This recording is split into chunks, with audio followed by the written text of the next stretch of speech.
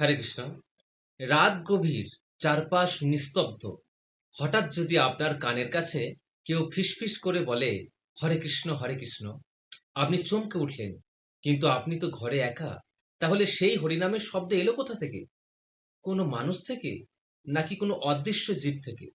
আর এখানেই শুরু হয় এমন এক রহস্য, যার উত্তর শুধু লোককথাই নয়, বৈদিক শাস্ত্রের আলোতেও খুঁজে দেখা যায়। আমরা ছোটবেলা থেকেই শুনে আসছি মৃত মানুষ ভূত হয়ে যায়।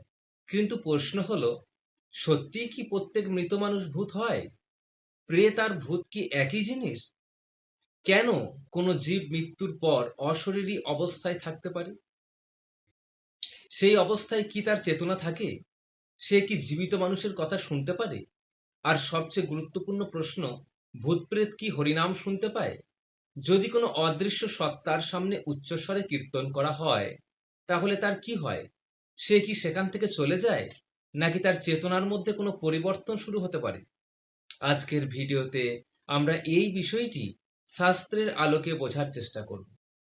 তাই ভিডিওটি শেষ পর্যন্ত শুনুন, কারণ শেষে যে কথাটি বলবো সেটি হয়তো ভূত প্রেত সম্পর্কে আপনার এতদিনের ধারণাটাই বদলে দিতে পারে। প্রথমেই জানতে হবে ভূত কি। বৈদিক দর্শনে জীবাত্মা শরীর নয়। আমরা যে শরীরটিকে আমি বলি, সেটি পরিবর্তনশীল। শৈশবের শরীর বদলে যায়, যৌবনের শরীর বদলে যায়, বার্ধক্যের শরীরও একদিন শেষ হয়ে যায়, কিন্তু আত্মা নিত্য। ভগবান শ্রীকৃষ্ণ শ্রীমদ্ ভগবত গীতায় বলেছেন, ন যায় ওতে ম্রিয়তে বা কদাচিন। অর্থাৎ আত্মার প্রকৃত জন্ম নেই ও মৃত্যু নেই। তাহলে মৃত্যু কি? মৃত্যু হলো এক দেহ থেকে জীবের অন্য দেহে গমন। কিন্তু প্রত্যেক জীবের মৃত্যুর পর গতি একই রকম হয় না। এমন ধারণা বৈদিক সাহিত্যে বিভিন্ন প্রসঙ্গে পাওয়া যায়। কর্ম, বাসনা এবং মৃত্যুকালের চেতনা জীবের পরবর্তী গতির সঙ্গে সম্পর্কিত। তাহলে প্রেত কি?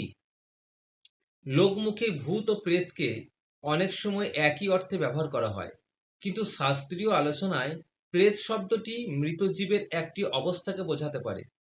কিছু পরিস্থিতিতে কোনো জীব মৃত্যুর পর স্থূল দেহ হারালেও তার সূক্ষ্ম বাসনা ও কর্মের প্রভাব থেকে মুক্ত হয় না সে। তার প্রবল আকাঙ্ক্ষা, আসক্তি কিংবা অসম্পূর্ণ বাসনা তাকে অস্থির অবস্থায় রাখতে পারে। এমন ধারণা বৈদিক ও পুরাণীয় সাহিত্যে বিভিন্নভাবে আলোচিত হয়েছে। তবে এখানে একটি, প্রত্যেক মৃত মানুষ ভূত হয় এ কথা স্বাস্থ্যসম্মতভাবে বলা ঠিক নয়। মৃত্যুর পর জীবের গতি অত্যন্ত জটিল বিষয় এবং তা কর্ম ও চেতনার সঙ্গে সম্পর্কিত। শ্রীমদ্ ভগবদ গীতার নবম অধ্যায়ের 25 নম্বর শ্লোকে ভগবান শ্রীকৃষ্ণ বলেছেন, জান্তি দেবব্রতা দেবান পিতৃন জান্তি পিতৃব্রতা ভূতানি জান্তি ভূতেজ্জা জান্তি মজ্জানি নপিমাম। অর্থাৎ দেবতাদের উপাসক দেবলোকের দিকে যায়, পিতৃদের উপাসক পিতৃলোকের দিকে যায়, আর যারা ভূত প্রেত আদি সত্তার উপাসনা করে তারা সেই ধরনের গতি লাভ করে। কিন্তু যারা ভগবানের উপাসনা করে তারা ভগবানের কাছে যায়। এখানে একটি বিষয় বোঝা যায়, বৈদিক শাস্ত্রে বিভিন্ন ধরনের জীব ও তাদের গতি সম্পর্কে আলোচনা করা হয়েছে। কিন্তু ভূত কোনো সর্বশক্তিমান সত্তা নয়, ভূত কোনো ভগবান নয়। ভূত ও জীবের একটি অবস্থার সঙ্গে সম্পর্কিত হতে পারে, তারও কর্ম আছে, তারও বাসনা আছে, তারও চেতনা আছে। এবং পরম সত্য হলো প্রত্যেক জীবের প্রকৃত কল্যাণ শ্রীকৃষ্ণের চরণাশ্রয়ে। এবার আসি সবচেয়ে বড় প্রশ্নে, ভূত প্রেত কি হরিনাম শুনতে পায়? এই প্রশ্নের উত্তর বুঝতে হলে প্রথমে বুঝতে হবে, হরিনাম সাধারণ কোনো শব্দ নয়। হরে কৃষ্ণ মহামন্ত্র ভগবানের পবিত্র নাম। ভগবান তার এই নামের মধ্যে সর্বশক্তি অর্পণ করে রেখেছেন। ভক্তরা বিশ্বাস করেন ভগবানের নাম এবং ভগবান পারমার্থিকভাবে অভিন্ন। তাই নাম সংকীর্তনের মধ্যে ভগবানের শক্তি প্রকাশিত হয়। চৈতন্য মহাপ্রভু আমাদের যুগধর্ম হিসেবে হরিনাম সংকীর্তনের মহিমা প্রচার করেছেন। তাই যখন আমরা হরে কৃষ্ণ কীর্তন করি, তখন আমরা শুধু একটি শব্দ উচ্চারণ করছি না, আমরা ভগবানের নামের আশ্রয় গ্রহণ করছি। তাহলে ভূত প্রেতের সামনে হরিনাম করলে কি হয়? ভক্তি শাস্ত্রের আলোচনায় পবিত্র নামের এমন শক্তির কথা বলা হয়েছে যা অশুভ প্রভাব দূর করতে সক্ষম। শ্রীমদ্ ভাগবতের বিভিন্ন ব্যাখ্যায় ভগবানের পবিত্র নামের শক্তিকে অত্যন্ত মহিমান্বিত করা হয়েছে।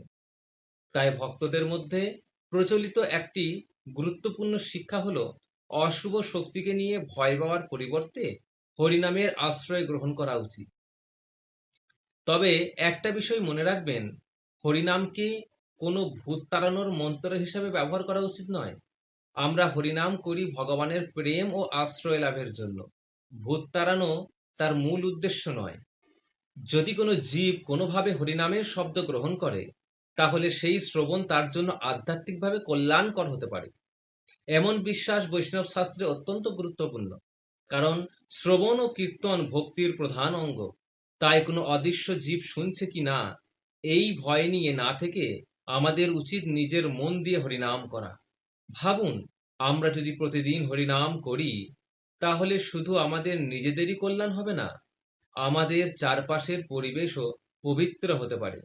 আমাদের ঘরে হরিনাম হবে, আমাদের পরিবারে হরিনাম হবে, আমাদের সন্তানরা হরিনাম শুনবে। আর যদি কোনো অদৃশ্য জীবও সেই নাম শুনতে পায়, তাহলেও আমরা তার অমঙ্গল চাইব না। আমরা চাইব সেও যেন ভগবানের নামের আশ্রয় লাভ করে। তাহলে ভূতকে কি ভয় করা উচিত? না। একজন কৃষ্ণ ভক্তের জীবনের মূল শিক্ষা ভয় নয়, কৃষ্ণের আশ্রয়।